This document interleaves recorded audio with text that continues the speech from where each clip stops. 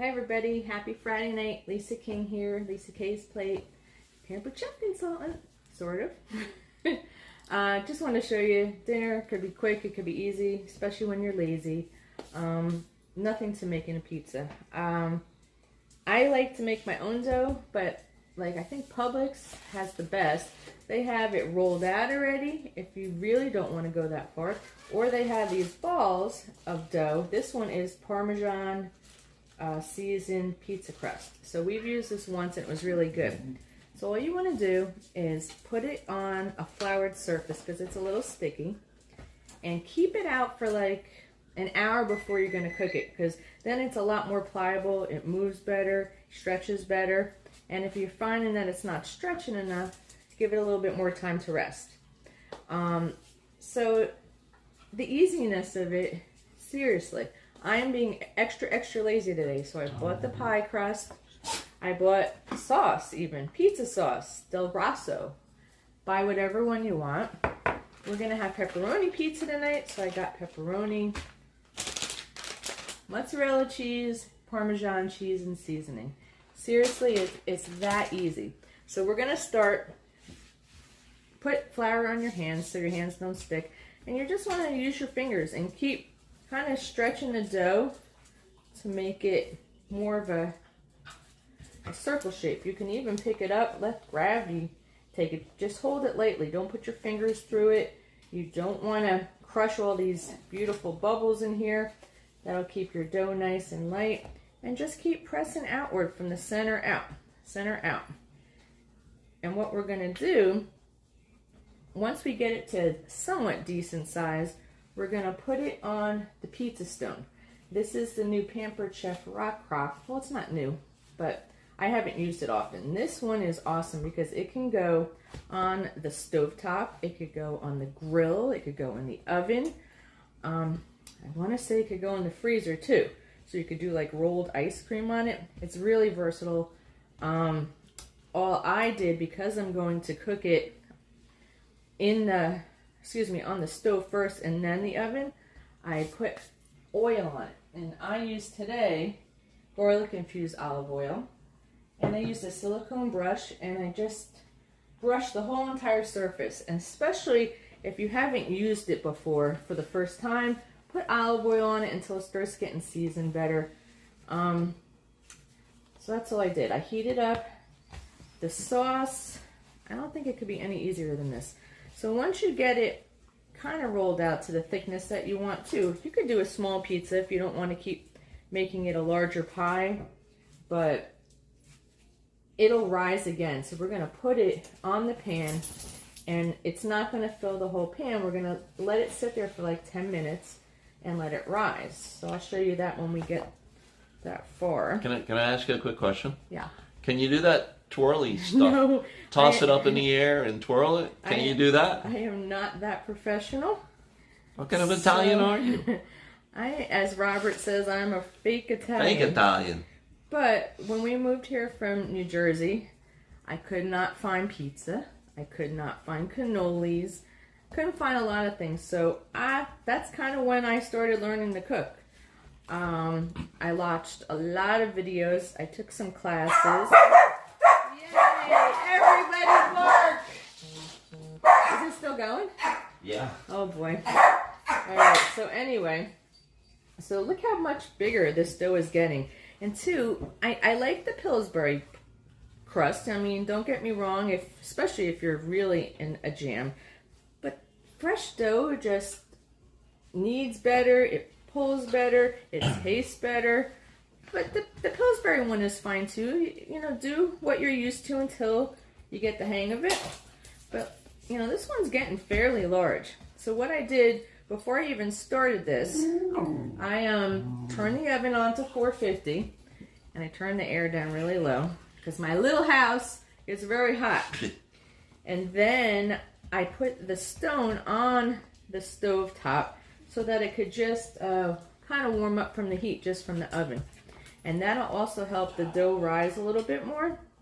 So I'm almost to my desired size here.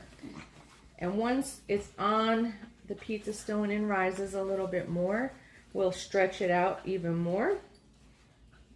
And then we'll put the toppings on. And I like to cook it on the stovetop.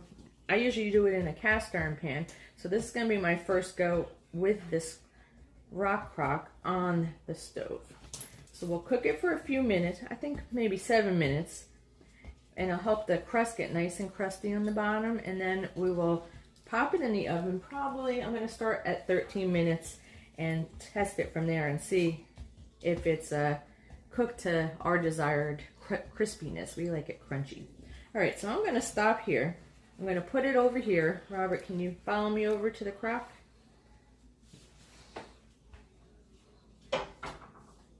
So it almost fits my pan already. So I'm going to let it sit, and then I'm going to stretch it a little bit more so I can try to get it to the ends. And then I'm going to put my toppings on, cook it on the stovetop, and then pop it in the oven. If you can see, the pizza just about fills the pan. I could probably go a little bit more, but letting it rise, and then you just keep moving it. I found that after I was stretching it, I didn't feel like there was enough olive oil on the bottom, so I just picked it up and added more. You don't want it to stick, so that's why I did that. But look how large it is already. So what we're going to do, I turn the stovetop on. I have it on about a medium, so don't touch the pan because it's going to get hot. But what we're going to do, we're going to put all of our toppings on, whoops, and let it cook about 6 minutes. You'll start hearing it sizzle a little bit. You can try to get a spatula and lift it up a little. If it's starting to, crisp up and brown, that's perfect. That's what you want. Then we're going to pop it in the oven for the rest of the time. So you start out with your sauce, and I heated it up and I let it cool a little bit. So start in the middle and just kind of swirl it around. Leave a lip so you have pizza crust without sauce on it. I did find that I like a little bit more sauce on it because it does dry out. I was not putting enough in the beginning, so I think adding a little bit more. And if you get it on the crust, don't worry. But your goal is to try to leave some crust. And don't sop it, because then it will get mushy. Because you want that pizza to cook.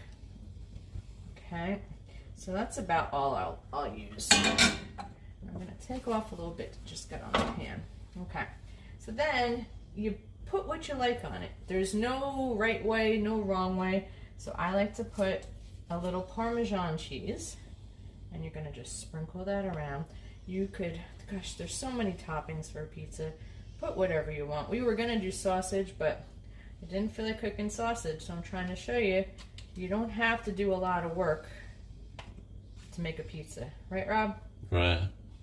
A bruschetta pizza is very nice too. You just throw it on there, bruschetta. Yeah. And that one's... I'm a fake Italian too. Yeah. That's the one I do in the cast iron. I actually love the crust on the cast iron. Okay, and then I'll put some seasoning, just a little on the bottom first and then a little on the top. So we've got some fresh cracked black pepper, got some garlic powder. Okay, then we're gonna put our cheese. Again, don't go to the edge, but put a substantial amount of cheese, because who doesn't like cheese? There was a girl I used to follow, and they used to do a different frozen pizza every Friday night, and they called it Trashy Pizza Night. It was quite humorous. But why would you buy frozen pizza when you could do this in no time? And now Publix makes the darn dough for you. The recipe that I have posted on Lisa K's plate has my recipe. You make the dough, you split it in, I like to split it into fours. You put it in a Ziploc and you put it in the oven. In the oven. You put it in a Ziploc and you put it in the freezer. Okay, so then we're doing pepperoni tonight. So I'm going to put my pepperoni topping on. And it's almost done, guys. And then you just keep it in the oven about as long, like we like our pizza really crispy. And sometimes I'll sprinkle a tiny bit more cheese on top because I don't want my toppings to fall off. But I don't think we'll have to do it with pepperoni. But like when I do sausage or peppers, Sometimes they just don't stick to the cheese good enough, so I put a little bit more cheese. Ricotta is really good on the pizza too. Yeah, the margherita pizza is really good too. With the fresh Those mozzarella. always come out correct. Okay, so that's pretty much done. Put a little bit more seasoning. I like ricotta on the top of the on the pizzas too. I think for Christmas stocking stuffer, I would really like the Pampered Chef ones because I think they are motorized, electric. So folks out there, if you're paying attention, Or you. your Christmas shopping is done. So this part is done. I'm going to let it cook a little bit longer until I start hearing a sizzle, and then it's going in the oven. So we will be back when it's coming out and it's ready to eat. What? All right. So I had it in 13 minutes, and I think that's more than plenty. I had it at 450. Look at this pizza. And we don't have to do takeout. Hold on a second. Let me. And look at the bottom. Just like pizza oven. Look at that bad boy. So now it came literally right out of the pan onto my cutting board. Look at that. Then you could put more Parmesan cheese, whatever you want to put on it. I'm going to let it sit for a few minutes so that it's easier to cut. Because if you cut it right now, cheese is all going to come off. But this is it. Dinner done in 15 minutes. Yeah. All right, guys, what's on your plate? Have